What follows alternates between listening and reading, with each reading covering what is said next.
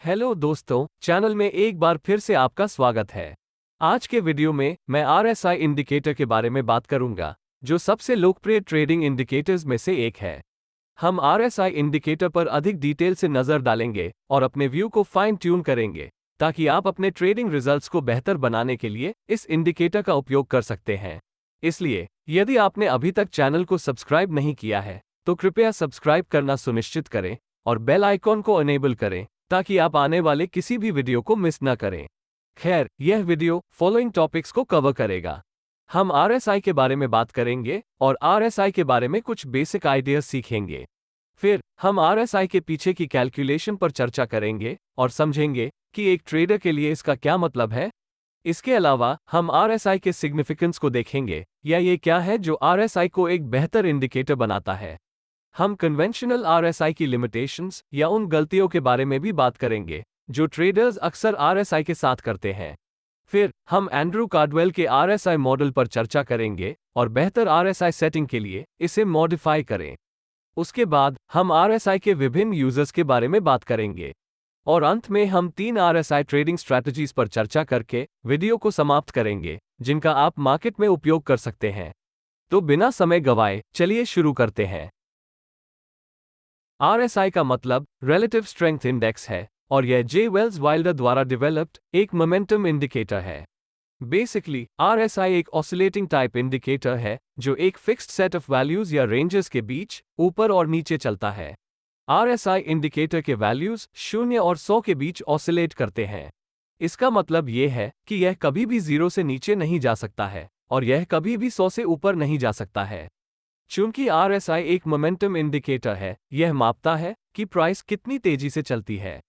Price जितनी जल्दी बढ़ी है, आरएसआई वैल्यू उतनी ही ज्यादा होगी। इसके विपरीत, प्राइस जितनी तेजी से गिरती है, आरएसआई वैल्यू उतना ही कम होता है। यदि प्राइस बहुत धीमी मोमेंटम से ऊपर या नीचे जाती है, तो आरएसआई इंडिकेटर मिडिल में होगा, जो कि 50 से 60 की रेंज के आसपास है। आरएसआई 20 और 30 के बीच कहीं भी उतार चढ़ाव कर सकता है और 70, 80 या 90 से अधिक तक जा सकता है, खासकर जब मार्केट में मजबूत मोमेंटम हो। वेल्स वाइल्डर द्वारा वर्णित एक कन्वेंशनल स्टैंड पॉइंट से 30 और 70 के बीच के लेवल्स महत्वपूर्ण हैं, क्योंकि ट्रेडिशनली जब आरएसआई 30 तक पहुंचता है तो इसे ओवरसोल्ड वैल्यू माना जाता है, जिसका अर्थ है कि एक्सटेंसिव सेलिंग ने प्राइसेस को बहुत नीचे धकेल दिया है और सप्लाई लगभग डिप्लीट हो गया है, और इसलिए मार्केट में वापस उछाल या बुलिशनेस आने की उम्मीद है। इसी तरह, जब आरएसआई इंडिकेटर 70 से ऊपर चले जाता है, तो मार्केट को ओवरबॉट वैल्यू माना जाता है, जिसका अर्थ है कि एक्सटेंसिव बाइंग ने प्राइस को बहुत ऊपर धकेल दिया है और अब ज्यादा डिमांड नहीं है, जिसका अर्थ है कि प्राइस में गिरावट आने वाली है। हम इस कॉन्सेप्ट के बारे में बाद में इस वीडियो में बात करेंगे। अब हम आरएसआई के पीछे की कैलकुलेशंस को ब्रीफ में देखते हैं, जो हमें इंडिकेटर के बारे में अधिक समझने में मदद करेगी। आरएसआई इंडिकेटर फॉर्मूला यह है: RSI equals 100 minus 100 divided by 1 plus RS, जहां RS relative strength है, जो average gain divided by average loss द्वारा दी जाती है। ठीक है, यह मत सोचो कि यह कैलकुलेशन बहुत कॉम्प्लिकेटेड है या मैथ्स आपको डराने मत दो, क्योंकि यह उतना कठिन नहीं है जितना दिखता है। मैं इसे क्लैरिफाई करता हूं ताकि आप इसे बहुत आसानी से समझ सकें। जैसा कि आप इस कैलकुलेशन में देख सकते हैं, केवल मुश्किल हिस्सा रिलेटिव स्ट्रेंथ कैलकुलेशन है, जिसे average gain divided by average loss के रूप में डिफाइन किया गया है। सरल शब्दों में, एवरेज गेन बड़ा होने पर या एवरेज लॉस कम होने पर रिलेटिव स्ट्रेंथ या आरएस वैल्यू बढ़ जाता है। अब आप सोच रहे होंगे, एवरेज गेन का वैल्यू कैसे बढ़ता है? इसे समझना बहुत आसान है। उदाहरण के लिए, जब प्राइस तेजी से ऊपर जाती है, छोटे या बिना किसी पुलबैक के, तो आपका एवरेज गेन बड़ा होता है, क्योंकि प्राइस पॉजिटिव गेन्स बना रही है, जो बदले में हायर आरएस वैल्यू की ओर ले जाती है। इसी तरह, जब प्राइस तेजी से गिरती है, छोटे या बिना किसी पुलबैक के, और यदि आप एक लॉन्ग पोजीशन रखते हैं, तो आपका एवरेज लॉस बड़ा होता है, क्योंकि प्राइस नेगेटिव गेन्स कमा रही है, जो बदले में आरएस वैल्यू को कम करती है। अब इसे ध्यान में रखते हुए कि आरएस वैल्यू डिनोमिनेटर पर है, तो आरएस का वैल्यू जितना अधिक होगा, आरएसआई वैल्यू उतना ही अधिक होगा, और यदि आरएस वैल्यू कम है, तो आरएसआई भी कम होगा। इसलिए ध्यान देने वाली महत्वपूर्ण बात यह है कि आपका एवरेज गेन जितना अधिक होगा, आपका आरएसआई उतना ही अधिक होगा। मुझे आशा है कि यह समझ में आता है। नहीं भी हो तो डरो मत। आइए कुछ एग्जाम्पल्स पर नजर डालें। मान लें कि आपका एवरेज गेन 10 रुपये के बराबर है और एवरेज लॉस 1 रुपये के बराबर है। 10 को 1 से डिवाइड करने पर आपका आरएस वैल्यू 10 के बराबर हो जाएगा। अब आपको बस इतना करना है कि वैल्यूज को फॉर्मूला में डालना है और आपको लगभग 91 का आरएसआई मिलेगा। 91 का आरएसआई वैल्यू आपको दिखाता है कि मार्केट में एक स्ट्रॉन्ग मोमेंटम है, क्योंकि आपका एवरेज गेन आपके एवरेज लॉस से काफी अधिक है। आइए दूसरी सिचुएशन पर विचार करें, जहां आपका एवरेज गेन 10 रुपये के बराबर है, लेकिन एवरेज लॉस 20 रुपये के बराबर है। जब 10 को 20 से डिवाइड किया जाता है तो आपका आरएस वैल्यू 0.5 के बराबर होता है। अब नंबर्स को फॉर्मूला में डालें और आपको 33.34 का आरएसआई वैल्यू मिलेगा। इसका कारण ये है कि आपका एवरेज लॉस एवरेज गेन से अधिक है, तो मार्केट में बेरिश मोमेंटम अधिक है। यही कारण है कि आपका आरएसआई वैल्यू गिर गया है। आरएसआई कैलकुलेशन के लिए उपयोग की जाने वाली स्टैंडर्ड पीरियड 14 है, जिसका अर्थ है कि प्रीवियस 14 कैंडल्स के एवरेज गेन और लॉस का उपयोग आरएसआई डेटा की कैलकुलेशन करने के लिए किया जाता है। इसके अलावा बाय डिफॉल्ट इन 14 कैंडल्स की क्लोजिंग प्राइसेस को आरएसआई एस्टिमेशन के लिए लिया जाता है। ये बताता है कि आरएसआई सेटिंग्स द्वारा एवरेज गेन या एवरेज लॉस में एडजस्टमेंट्स किया जा सकता है। उदाहरण के लिए, यदि आप 14 पीरियड का आरएसआई चुनते हैं तो एवरेज गेन और एवरेज लॉस अंतिम 14 कैंडल्स पर आधारित होगा। इसी तरह यदि आप 5 पीरियड का आरएसआई चुनते हैं तो एवरेज गेन और एवरेज लॉस अंतिम 5 कैंडल्स पर आधारित होगा। इसलिए यदि आपने लोअर आरएसआई पीरियड सेटिंग का उपयोग किया है तो इंडिकेटर रीसेंट प्राइस मूवमेंट्स के प्रति अधिक सेंसिटिव होगा, और यह हायर आरएसआई पीरियड सेटिंग के ठीक विपरीत है, जहां इंडिकेटर रैंडम प्राइस मूव्स के प्रति कम सेंसिटिव हो जाता है। वेल्स वाइल्डर के अनुसार आरएसआई के लिए सबसे अच्छी सेटिंग 14 पीरियड्स की ही डिफॉल्ट सेटिंग है, लेकिन यदि आप अपनी कन्वीनियंस के लिए सेटिंग्स बदलना चाहते हैं तो यह कोई अपराध नहीं है। आरएसआई का एक मुख्य एडवांटेज यह है कि यह एक लीडिंग इंडिकेटर है। आरएसआई का उपयोग अक्सर मार्केट में पॉसिबल ट्रेंड चेंजेस के अर्ली सिग्नल प्राप्त करने के लिए किया जाता है। यह विशेषता ही इसे इंट्राडे ट्रेडर्स के लिए एक बड़ा प्राइस मूव होने से पहले तैयार होने के लिए एक शक्तिशाली टूल बनाती है, और इस तरह एक अर्ली ट्रेड एंट्री के कारण हायर रिटर्न्स बनाने की चांसेस को इम्प्रूव करती है, जो कि एक लैगिंग इंडिकेटर द्वारा पॉसिबल नहीं है। आरएसआई का एक अन्य सिग्निफिकेंस यह है कि आरएसआई का उपयोग मल्टीपल टाइम फ्रेम्स के साथ किया जा सकता है, चाहे वह वीक्स या मंथ्स या डेज, आवर्स या मिनट्स का इनपुट्स के रूप में हो। इसलिए लंबे टाइम के स्केल का उपयोग करके अपने शॉर्ट टर्म ट्रेड्स को लॉन्गर टर्म ट्रेंड्स के साथ अलाइन करना संभव है।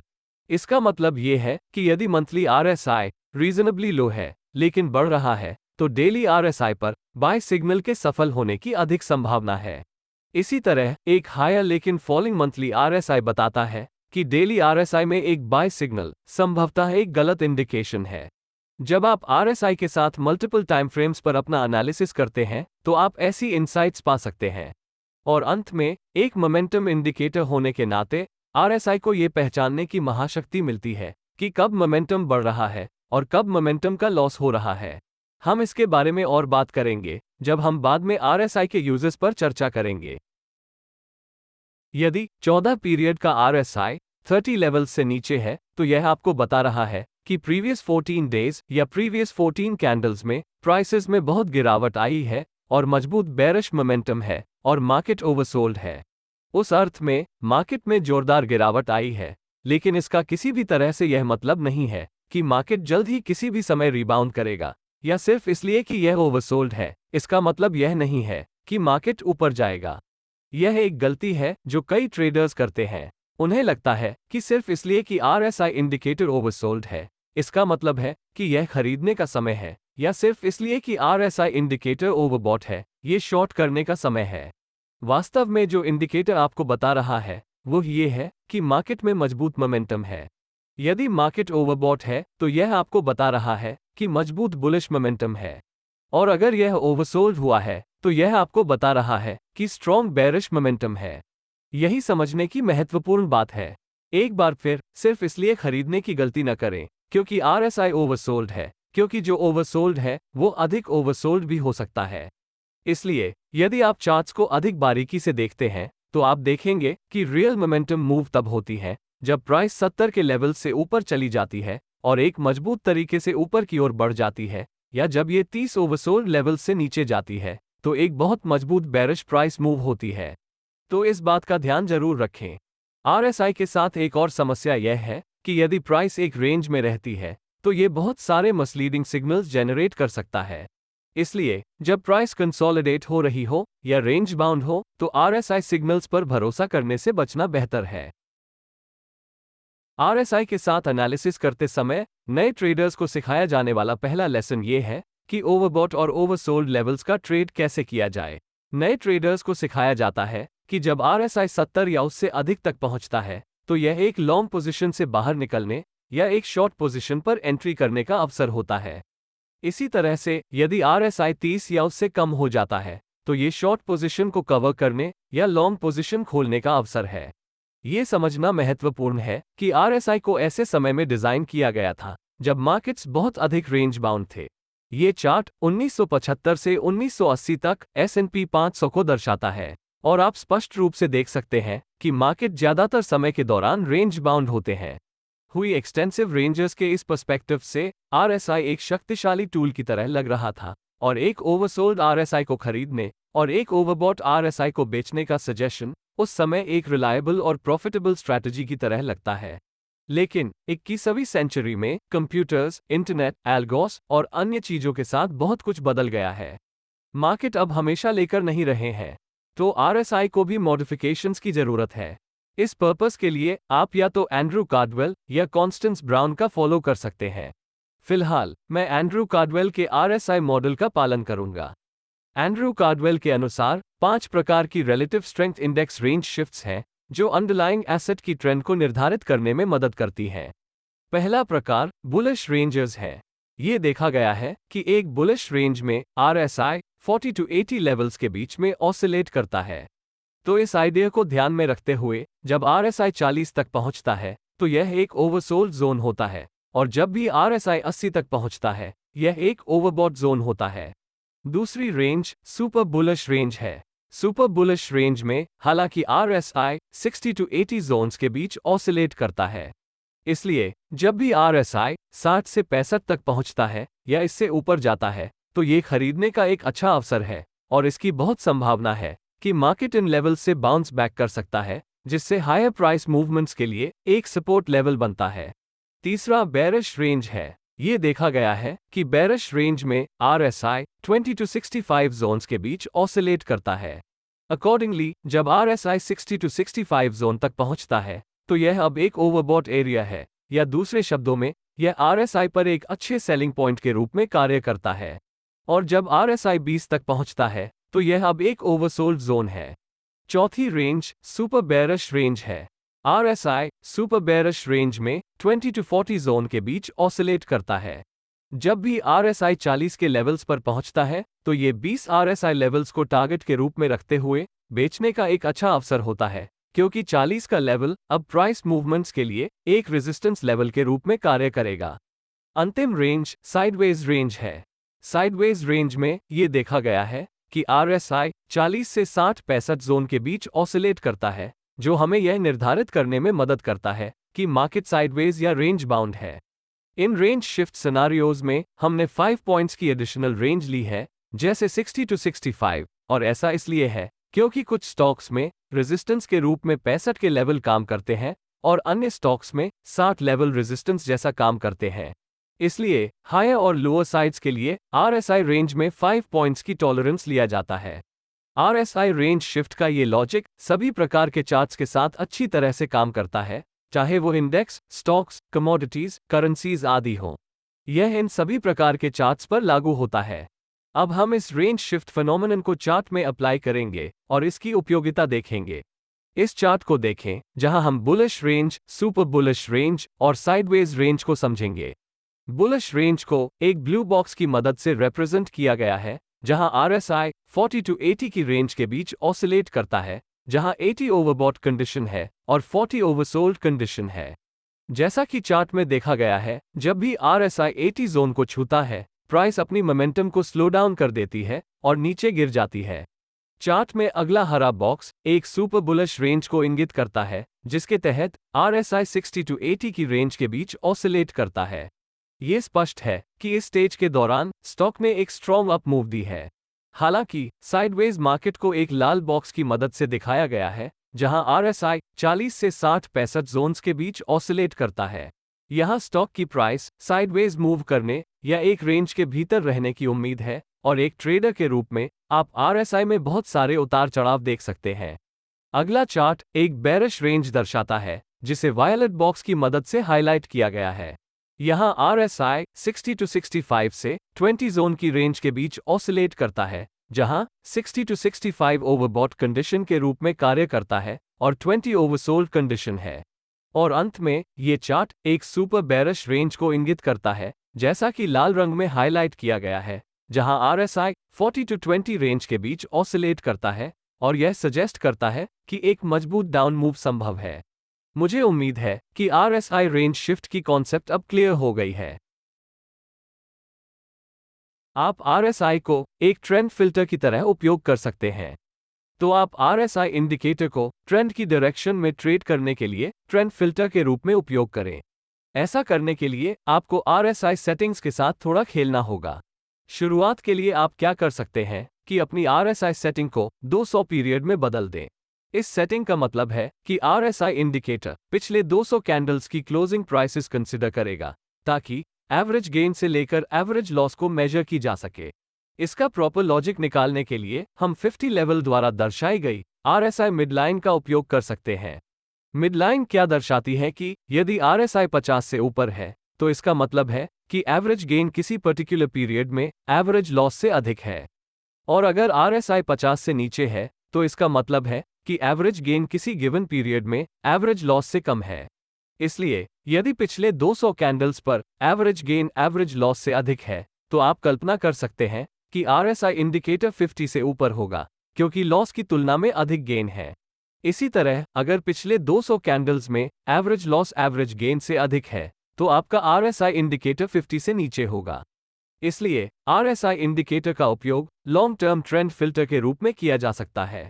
इसका एसेंस ये है कि यदि 200 पीरियड का RSI इंडिकेटर 50 से ऊपर है, तो आप यह निष्कर्ष निकाल सकते हैं कि यह मार्केट एक लॉन्ग टर्म अप ट्रेंड में है और आपको केवल बाइंग अपॉर्चुनिटीज की तलाश करनी चाहिए।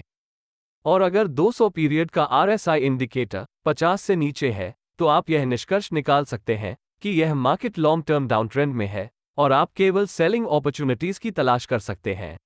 जब मैं लॉन्ग टर्म शब्द का उपयोग करता हूं, तो यह उस टाइम फ्रेम के रिलेटिव होता है जिसे आप देख रहे हैं। क्योंकि यदि आप 5 मिनट की टाइम फ्रेम पर 200 कैंडल्स का रेफरेंस देते हैं, तो ये केवल 5 मिनट की टाइम फ्रेम पर एक लॉन्ग टर्म अप ट्रेंड या डाउन ट्रेंड होगा। इसी तरह यदि आप इसे डेली टाइम फ्रेम पर करते हैं, तो ये डेली टाइम फ्रेम पर एक लॉन्ग टर्म अप ट्रेंड या डाउन ट्रेंड होगा। अब इस अप्रोच के साथ समस्या इसका सेंसिटिविटी है, क्योंकि कैलकुलेशन में लार्ज नंबर ऑफ कैंडल्स शामिल होंगी और इसलिए प्राइसेस में चेंज होने के बाद सिग्नल्स बहुत लेट प्राप्त होंगे। इसलिए टाइम फ्रेम जितनी अधिक होगी, लैग उतना ही अधिक होगा। यह मार्केट के ट्रेंड को खोजने के लिए केवल एक ऑल्टरनेटिव तरीका है, और यदि आप इसके साथ कंफर्टेबल नहीं हैं, तो कृपया इसका उपयोग करने से बचें और इसके बजाय रेंज शिफ्ट कॉन्सेप्ट का उपयोग करके ट्रेंड आइडेंटिफिकेशन मेथड का फॉलो करें, जो मार्केट के ट्रेंड को डिफरेंट जोन्स में एक्सप्रेस करने में अधिक डिटेल्ड है। लेकिन आइडिया ये है कि आपको RSI के साथ अपनाए जा सकने वाले विभिन्न तरीकों से familiarize कराया जाए। डाइवर्जेंस RSI का एक बहुत ही कॉमन एप्लीकेशन है। उन लोगों के लिए जो डाइवर्जेंस से अपरिचित हैं, डाइवर्जेंसेस पावरफुल टूल्स हैं जो प्राइस एक्शन के साथ इंडिकेटर की डिसऑनेस्टी की पहचान करने में मदद कर सकते हैं। एक डाइवर्जेंस तब डेवलप होता है जब इंडिकेटर प्राइस के ऑपोजिट डायरेक्शन में चल रहा होता है। डाइवर्जेंसेस मुख्य रूप से प्राइस और इंडिकेटर के मूवमेंट के आधार पर नेगेटिव और पॉजिटिव डाइवर्जेंसेस में क्लासिफाइड होते हैं। एक पॉजिटिव डाइवर्जेंस तब होता है जब प्राइस एक नया लो लेवल बनाती है, जबकि इंडिकेटर एक नया हाई बनाता है। इसी तरह नेगेटिव डाइवर्जेंस तब होता है जब प्राइस एक नया हाई बनाती है, लेकिन इंडिकेटर एक नया लो बनाता है। डाइवर्जेंस पैटर्न्स के डिफरेंट टाइप्स हैं। नंबर 1 रेगुलर या नॉर्मल डाइवर्जेंस है, जिसमें बुलिश और बेरिश रेगुलर डाइवर्जेंस शामिल है। दूसरी ओर इरेग्युलर या हिडन डाइवर्जेंस हैं, जिनमें बुलिश और बेरिश हिडन डाइवर्जेंस भी शामिल है। एक रेगुलर डाइवर्जेंस तब होता है जब मोमेंटम प्राइस ट्रेंड का सपोर्ट नहीं करती है। हम आरएसआई पर हाइस के मुकाबले प्राइस चार्ट पर हाइस की तुलना करके बेरिश डाइवर्जेंसेस की पहचान कर सकते हैं। यदि प्राइस नए हायर स्विंग हाइस बनाती है, लेकिन आरएसआई नए लोअर स्विंग हाइस बना रहा है, तो इसे रेगुलर बेरिश डाइवर्जेंस के रूप में जाना जाता है। यह आपको बताता है कि शायद प्राइस ऊपर की ओर कमजोर हो सकती है और जल्द ही प्राइसेस में करेक्शन हो सकता है। यह हमेशा ट्रेंड रिवर्सल का इंडिकेशन नहीं दे सकता है। संभवतः आप एक पुलबैक या माइनर रिवर्सल की उम्मीद कर सकते हैं। ध्यान देने वाली एक और बात यह है कि यदि आरएसआई पर पहला हाई ओवरबॉट जोन में बनता है और दूसरा स्विंग आपकी आरएसआई रेंज सेटिंग्स के आधार पर ओवरबॉट जोन के ठीक नीचे बनता है, तो डाइवर्जेंस सिग्नल मजबूत होता है। इसके विपरीत, यदि हम देखते हैं कि प्राइस नए लोअर स्विंग लोज बना रहा है, लेकिन आरएसआई नए हायर स्विंग हाइज बना रहा है, तो हम एक रेगुलर बुलिश डाइवर्जेंस देखते हैं। यह आपको बताता है कि बेयर्स कमजोर हो रहे हैं या बुल्स ऊपर जाने के लिए ट्रैक्शन प्राप्त कर रहे हैं और जल्द ही प्राइसेस में करेक्शन की संभावना हो सकती है। और जैसा कि पहले कहा गया है, यह हमेशा ट्रेंड रिवर्सल का संकेत नहीं हो सकता है।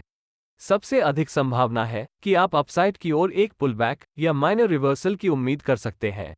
नोट करने के लिए एक और महत्वपूर्ण पॉइंट यह है कि यदि आरएसआई पर पहला लो ओवरसोल्ड जोन में बनता है और दूसरा स्विंग आपकी आरएसआई रेंज सेटिंग के आधार पर ओवरसोल्ड जोन के ठीक ऊपर बनता है, तो डाइवर्जेंस सिग्नल अधिक मजबूत होता है। अब बात करते हैं हिडन डाइवर्जेंसेस की।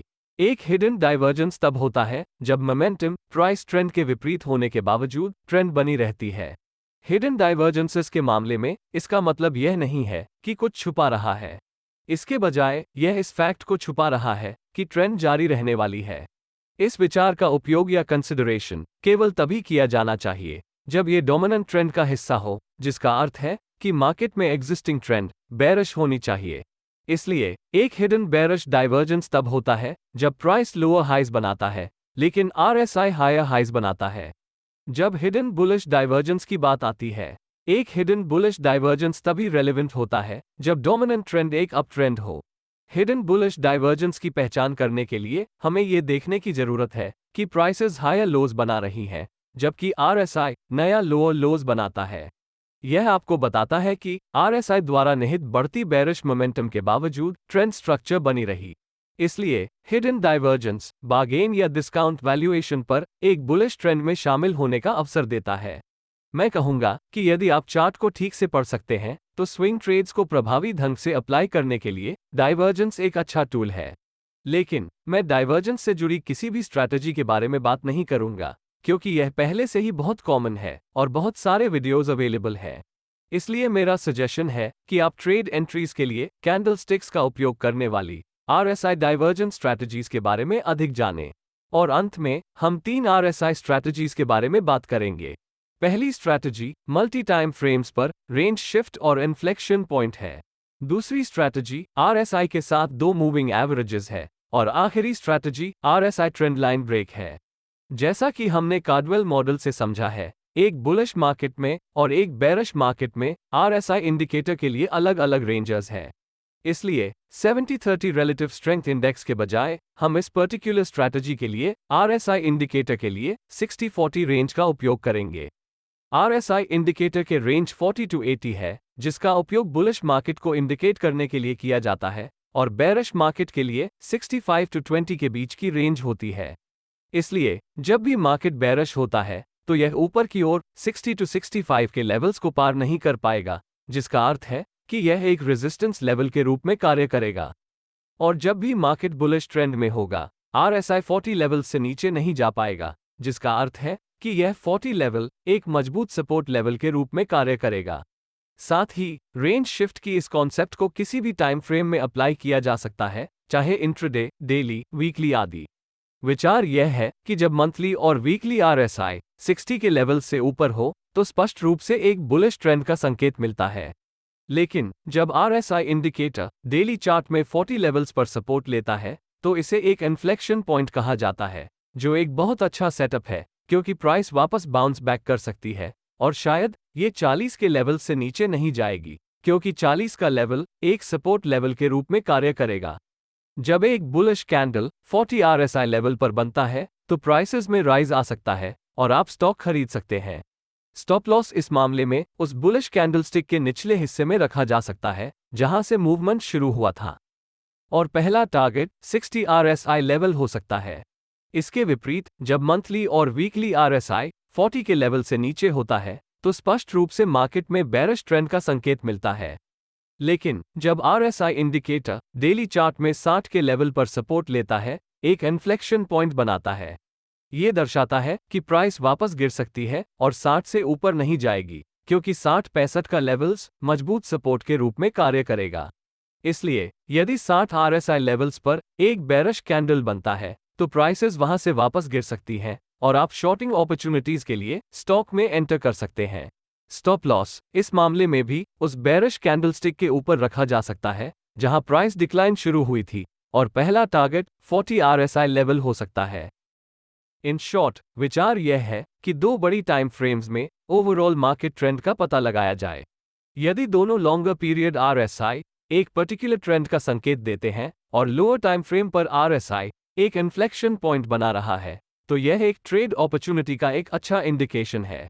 आप अपनी ट्रेडिंग रिक्वायरमेंट्स के अनुसार टाइम फ्रेम्स बदल सकते हैं, जिसका अर्थ है कि यदि आप इसे इंट्राडे पर्पसेस के लिए उपयोग करना चाहते हैं तो हायर टाइम फ्रेम्स को 1 घंटा या 15 मिनट RSI के रूप में रखें, और लोअर टाइम फ्रेम 5 मिनट हो सकती है, ताकि इन्फ्लेक्शन पॉइंट को चेक की जा सके और ट्रेड एंट्री भी ली जा सके। हम RSI को ट्रेड एंट्री टूल के रूप में फिल्टर करने में सहायता के लिए एनालिसिस का एक एक्स्ट्रा पीस जोड़ सकते हैं, और वो मूविंग एवरेजेस के उपयोग के साथ है। सिर्फ एक नहीं, बल्कि 2 मूविंग एवरेजेस।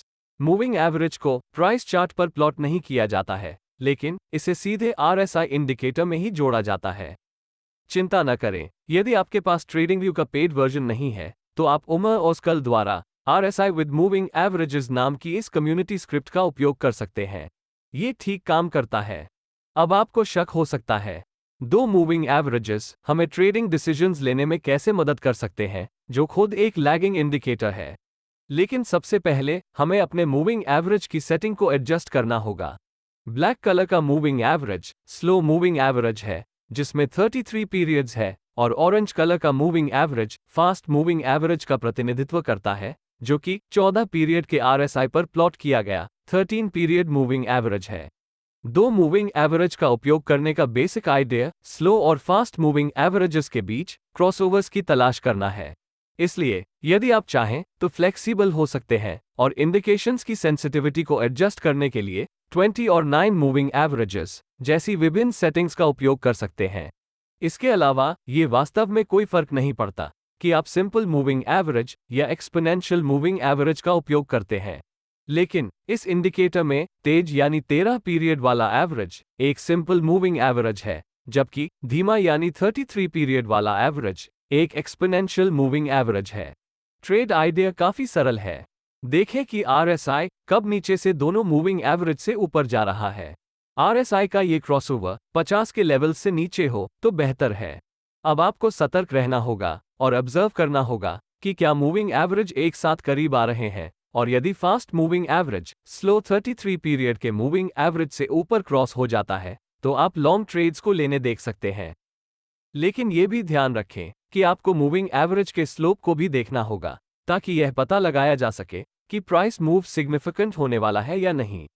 इसके अतिरिक्त आप बेहतर कॉन्फर्मेशंस के लिए बुलिश कैंडलस्टिक्स के आधार पर अपनी ट्रेड एंट्रीज की योजना बना सकते हैं।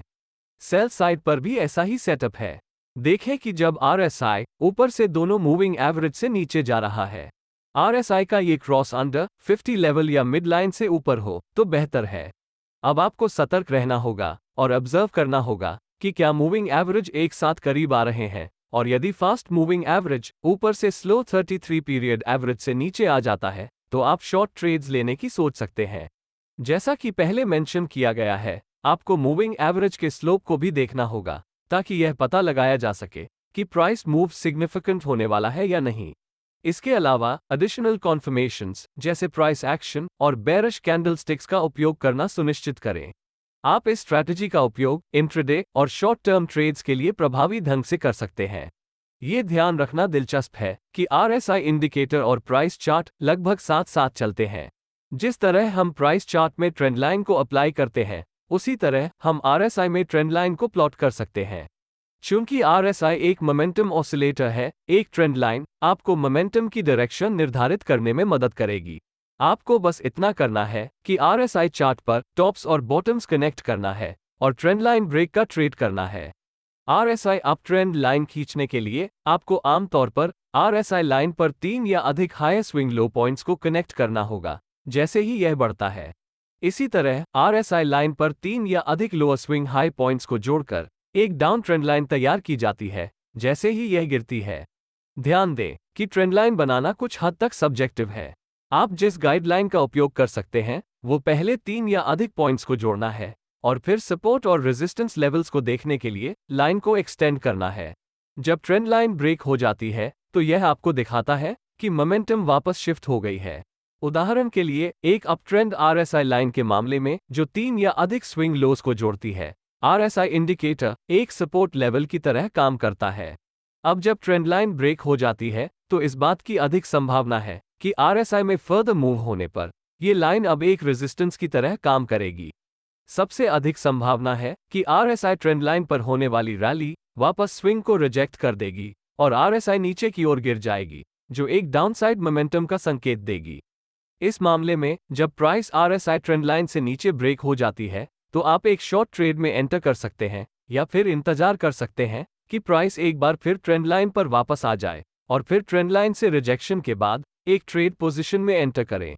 डाउन ट्रेंड RSI लाइन के मामले में स्ट्रैटेजी सिमिलर है। आपको केवल एक लॉन्ग ट्रेड सेटअप में फिट होने के लिए एंट्री क्राइटेरिया के रूल्स को बदलना होगा। एडिशनल कॉन्फर्मेशंस प्रदान करने के लिए कैंडलस्टिक्स और प्राइस एक्शन का उपयोग करना सुनिश्चित करें। ध्यान रखें कि RSI ट्रेंड लाइन ब्रेक आमतौर पर प्राइस चार्ट पर ट्रेंड लाइन के ब्रेक से पहले होता है, जिससे एक एडवांस सिग्नल या वार्निंग मिलती है और ट्रेड करने का एक बहुत ही अर्ली अपॉर्चुनिटी मिलता है, जिसका अर्थ है कि RSI ट्रेंड लाइन ब्रेक एक एडवांस सिग्नल देता है कि प्राइस बहुत जल्द उसी ट्रेंड लाइन को तोड़ने वाली है। आपको समझना चाहिए कि RSI कोई परफेक्ट इंडिकेटर नहीं है। यही कारण है कि कई इन्वेस्टर्स और ट्रेडर्स इसे एक वाइडर ट्रेडिंग स्ट्रैटेजी में शामिल करना चुनते हैं, जिसमें प्राइस एक्शन और एडिशनल पॉपुलर इंडिकेटर्स जैसे MACD आदि शामिल है। लेकिन यहाँ विचार इंडिकेटर के बारे में गहराई से जानने का है। अब यह आपके ऊपर है कि आप इसे अपने चार्ट में बैकटेस्ट करें और सेटिंग्स और एप्लीकेशंस के साथ खेलें, ये देखने के लिए कि क्या ये वास्तव में आपके लिए काम करता है। मुझे आशा है कि आपको यह वीडियो अच्छा लगा होगा, और अगर इसने आपको कुछ जानकारी दी है, तो कृपया वीडियो को लाइक करें और इसे अपने ट्रेडर फ्रेंड्स के साथ शेयर करें। चैनल को सब्सक्राइब करें और बेल आइकॉन को अनेबल करें ताकि आप आने वाले किसी भी वीडियो को मिस न करें। मैं आप लोगों से अगले वीडियो में मिलूंगा, तब तक के लिए बाय।